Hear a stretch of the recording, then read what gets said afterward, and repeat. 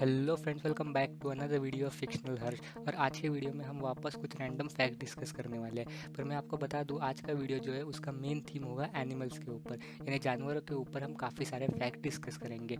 आपने कभी ना कभी ज़रूर सुना होगा गाइस कि जो हमेशा जन्म लेता है वो कभी ना कभी मरता है, उसलिए कोई अमर नहीं होता। पर अगर मैंने आपको बताया कि एक जानवर है जो अमर है, तो क्या आप मानेंगे? मुझे नहीं लगता आप मानेंगे।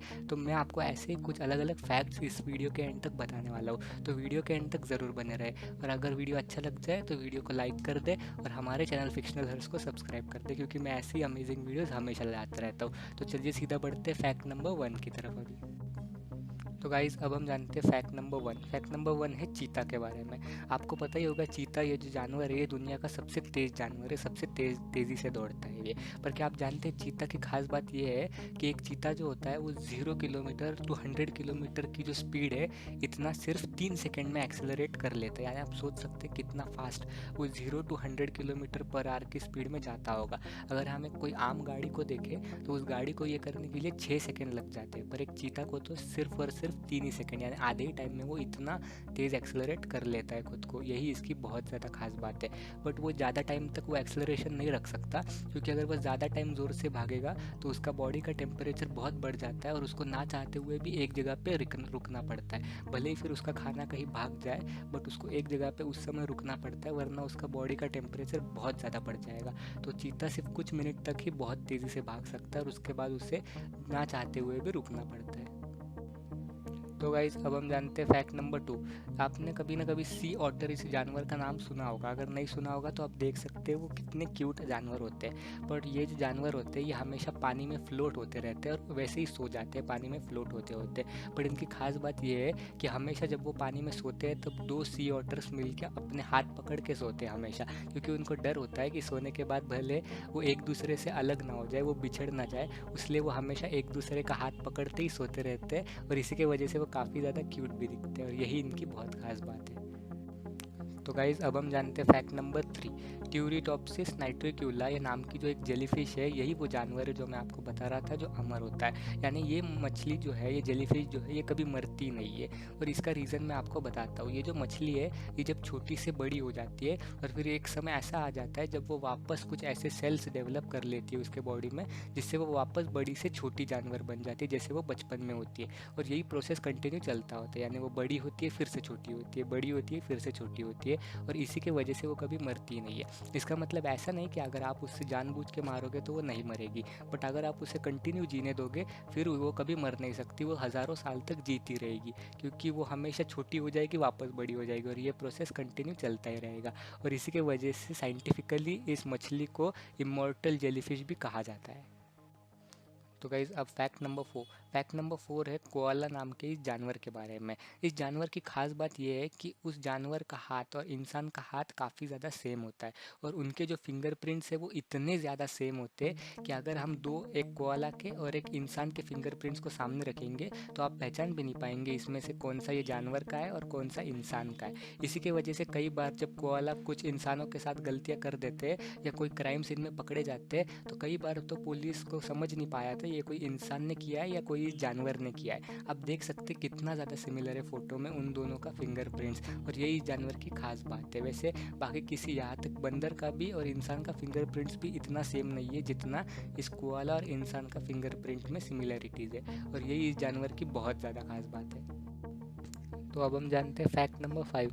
गाइस, आपको पता ही होगा इंसान जो है वो इस धरती पे सबसे बुद्धिमान जीव है, पर क्या आप जानते हैं सबसे बुद्धिमान जानवर इंसान के बाद कौन सा है? तो इसका नाम है एलिफेंट, यानी एक हाथी। हाथी जो है सेकंड सबसे स्मार्टेस्ट जानवर है इस धरती के ऊपर, और वो इतने ज़्यादा स्मार्ट है ये हमें कैसे पता चला? तो इसके लिए साइंटिस्ट एक टेस्ट करते हैं। उस टेस्ट में क्या होता है, एक आईना रखा जाता है उस जानवर के सामने और उसे देखने के उस आईने पे मजबूर किया जाता है, और जो बाकी जानवर है वो समझते हैं कि वो आईने में जो खुद को देख रहे हैं वो कोई और ही जानवर है, और उनके ऊपर भौंकने लग जाते हैं या उनके ऊपर अटैक करते हैं। पर एक हाथी जो है वो समझ जाता है कि एक आईने के अंदर कोई और नहीं बल्कि वो उसी का एक रिफ्लेक्शन है, और इसी के वजह से एलिफेंट को काफ़ी ज़्यादा होशियार माना जाता है, क्योंकि वही एक ऐसा जानवर है जो आईने में खुद को पहचान सकता है। बाकी सब जानवर ऐसा नहीं करते, बाकी सब जानवरों को लगता है कि वो कोई और ही है, और इसी के वजह से एलिफेंट को दूसरा स्मार्टेस्ट एनिमल कहा जाता है इंसान के बाद का।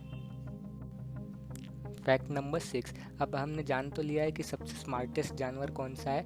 अब क्या आप जानते हैं सबसे फ्रेंडली जानवर कौन सा है? आप कहेंगे कुत्ता होता है सबसे फ्रेंडली जानवर, क्योंकि वो काफ़ी अच्छा दोस्त होता है इंसान का। पर ये सच नहीं है।